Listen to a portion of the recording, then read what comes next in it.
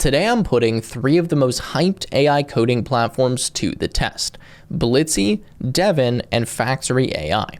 Now, each of these tools take a slightly different approach to building software. Blitzy claims that it can plan, code, and validate your entire project, basically like a full stack developer that just never sleeps. Devin brands itself as an AI software engineer, helping with refactors, migrations, and backlog cleanup inside of your real repositories. And Factory, on the other hand, runs a network of droids, so individual AI agents that can collaborate and even hand tasks off between your local and remote environments. So here's the challenge. I'm going to give all 3 of them the exact same real-world task, something that developers actually do in companies all the time, and we're going to see which platform performs the best, and more importantly, how much effort it takes from my end, the programmer. Now, the test project that I'm going to be using for this video is called the AWS Card Demo Modernization Repo. I'm going to leave a link to it in the description so you can check it out if you want, but this is an official AWS sample app built specifically for testing modernization workflows. So basically, it simulates what it's like to take an old monolithic app and break it into a modern microservice architecture using AWS tools and best practices. Now, I have the repo up on my computer right now. You can see this comes directly from AWS. It explains exactly what it is. I'll go into a few more details, but again, if you want to check it out, I'll leave the link in the description, and this uses some really old technology, which I'll explain now. So pretty much, this is an open source mainframe credit card management app.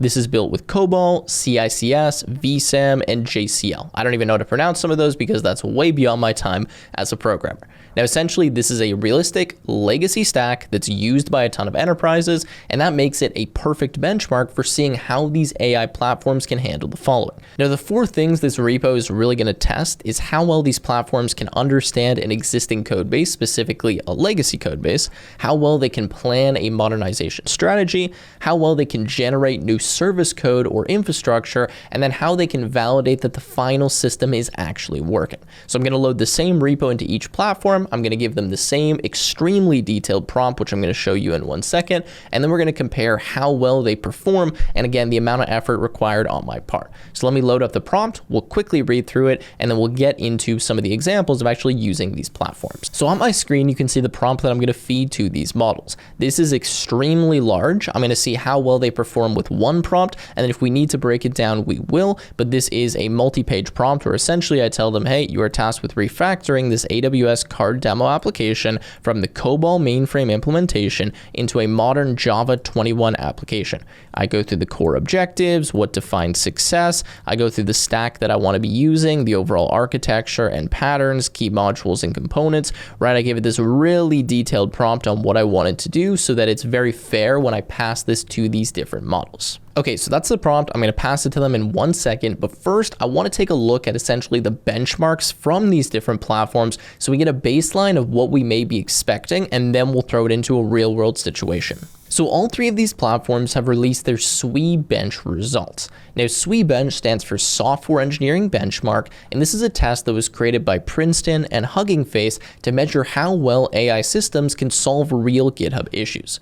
So each task is a real bug or a feature request from an open source repo, and the AI has to read the repo, understand the problem, and then generate a patch and make sure that it passes the project's existing tests.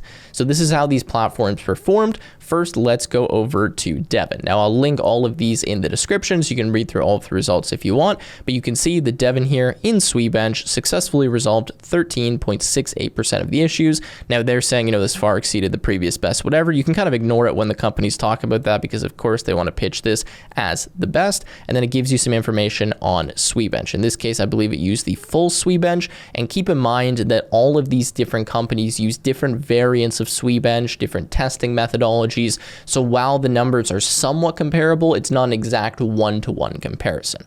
Now next, if we go over here to CodeDroid, right, or Factory, because it really is using these code droids, you can see they're saying that they achieved a 19.27% on SWE Bench Full and 31.67% on SWE Bench Lite.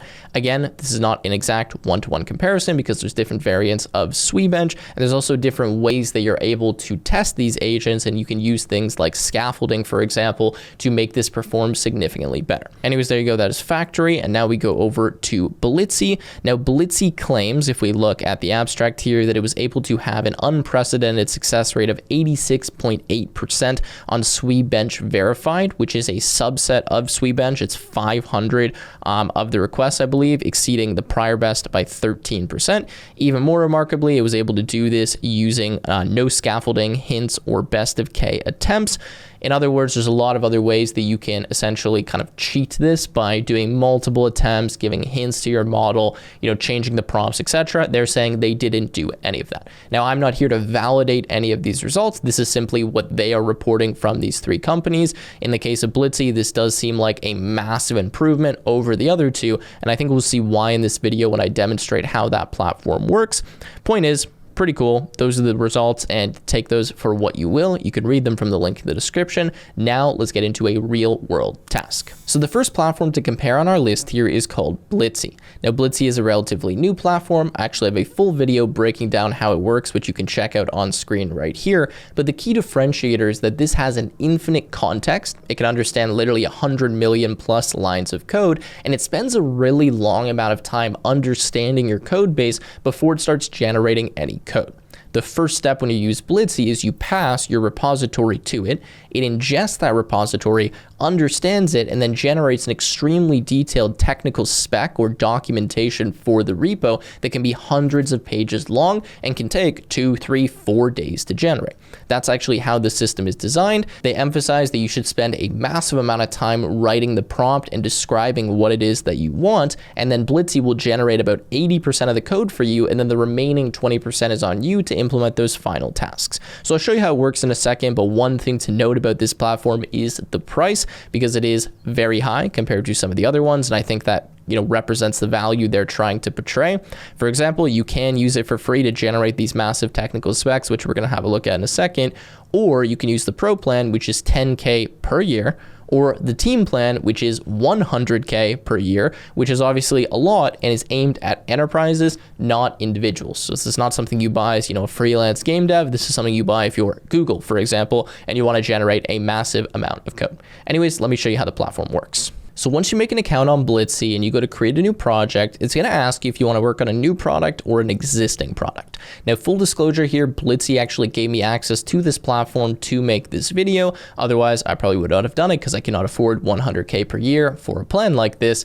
Point is, you can go to existing product, for example, so we can click on that. We can give it some title. So I'm just going to go, AWS, and we can go create project. From here, it's going to ask us to select our organization and then the repo that we want to analyze. So we'll wait a second and then we can search for the AWS card demo. Okay, so you can see I have the AWS repo right here. We can select a branch, so we can just go with the main branch. We can set up various environments, and then we can give in-depth details about our code base, which helps Blitzy understand it.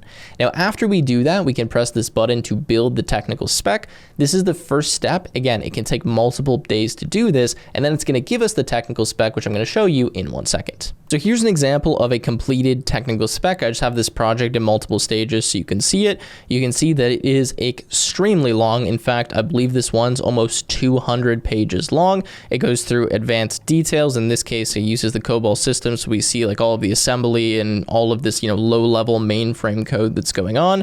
Gives us a full kind of table of contents of everything that's generated. And this is the first step, which in my case, I believe took about 3 days before we're able to actually move on to the next step and start generating code. So this is that technical spec. Then from here, what we do, if I scroll back up to the top, is we press this build button. From here, we can select what it is that we want to do with Blitzy. So in my case, what I did is I pressed on refactor codebase. And then from here, we can start generating a really detailed prompt explaining to Blitzy what it is that we wanted to do. Now, again, the prompt that I used is the one that I showed you earlier. And then I waited a few days and Blitzy actually submitted a pull request, which I'm going to show you now with all of the code changes. So this is the pull request that Blitzy submitted. You can see if we go to the files changed here that we have 179 files changed. We have, if we have a look here, 144,000 insertions and 354 deletions. And if we scroll through, we can see all of the new modern code here developed in Java exactly like I asked it to do. Now, of course, I'm not going to read through, every block of code, but what Blitzy will do for us is once it generates this, let's go back to the platform, it actually gives us what's called the project guide. guide, which will explain to us what it's done and then what the next tasks are for us to complete as the human. Because the thing is, this cannot do 100% of the coding work. It's still on you as the software engineer to finish the implementation, but it guides you on how to do that. So in this case, you can see that it explains this. It says that it's completed 95% of the code. The implementation is 100% complete, meaning we shouldn't need to code anything. And what we need to do next will be explained later. So here it kind of goes through. It says, okay, I've done all of this, all of this, all of this, all of this.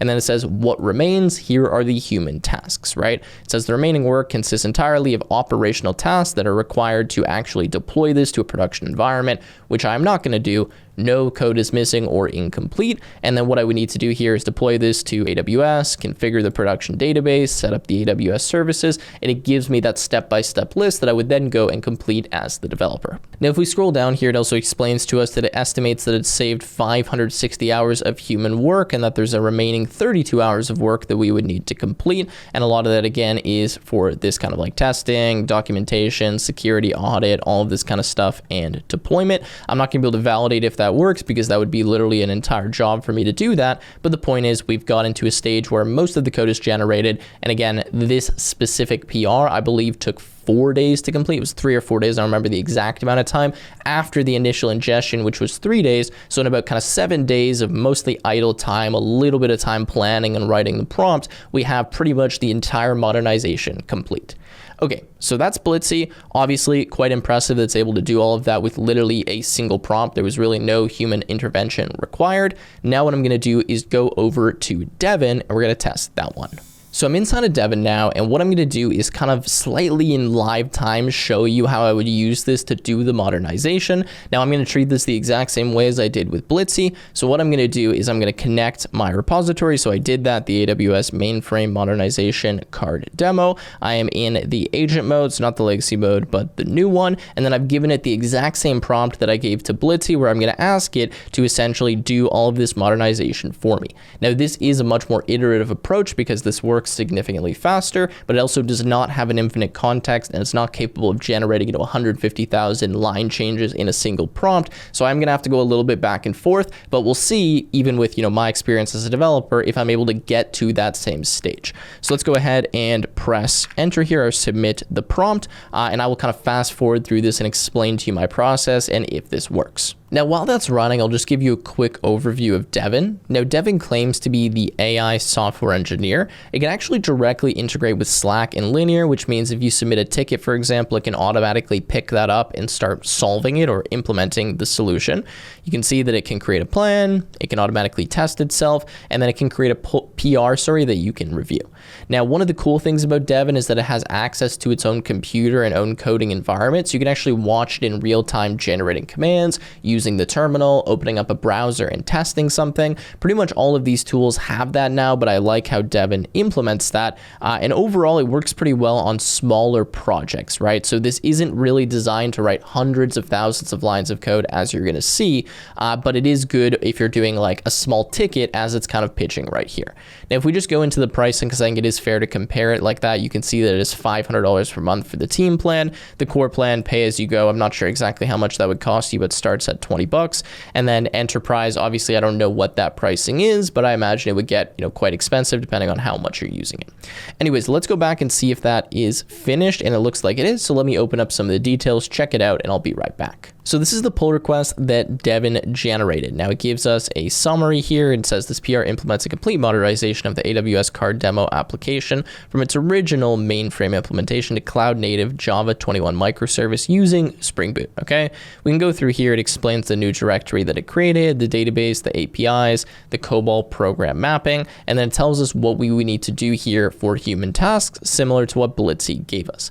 Now, the main thing that I want to note here is that it only changed 38 files, right? So while it's claiming that, okay, it's made this entire change for us, and we can read through that documentation to see it, it's only made 3,341 insertions. And while that makes sense because it was only running for about 25 minutes, I'm skeptical that this has actually implemented everything. It has that full feature functionality that we were looking for, like we had gotten with Blitzy, where it did, what is that, like 50 times the amount of code changes. So let me have a look and see if that's the case. So like I was mentioning, this didn't implement the full functionality. So I essentially told it, hey, this does not implement the full functionality. We need to make it the exact same as the original implementation, but in Java. And now it's going to go ahead and start working on that by actually reading through the entire code base. So again, requiring a little bit more manual work here makes sense because it is a little bit more iterative, but because it doesn't have that infinite context window and it doesn't create that detailed spec beforehand, it's difficult for it to actually complete the full task that we want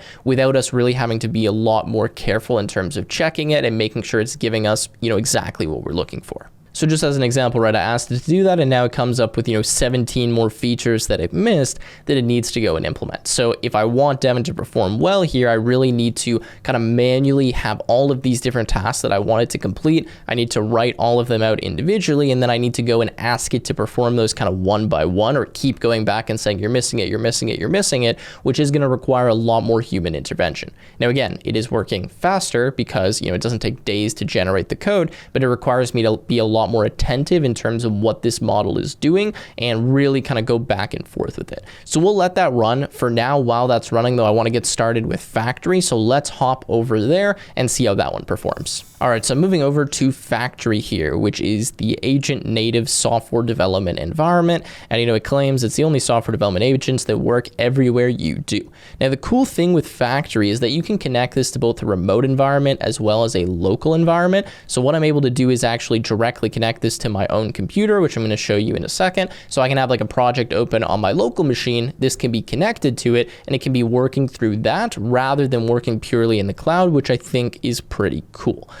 So I'll show you kind of how that works. It has all of these different droids. So it has like a software engineering droid, a documentation droid. I believe it has like a product management droid. It has all these different ones that are capable of different tasks, and it kind of collaborates between them and hands off the tasks with them. So let's quickly go and look at the pricing. So you can see here, max $200 per month. Same thing, enterprise, like we don't know how much that one's going to be. They have the free one, and then they have the pro version. So let's hop into a session here. Let's give it the task and then get it to start working.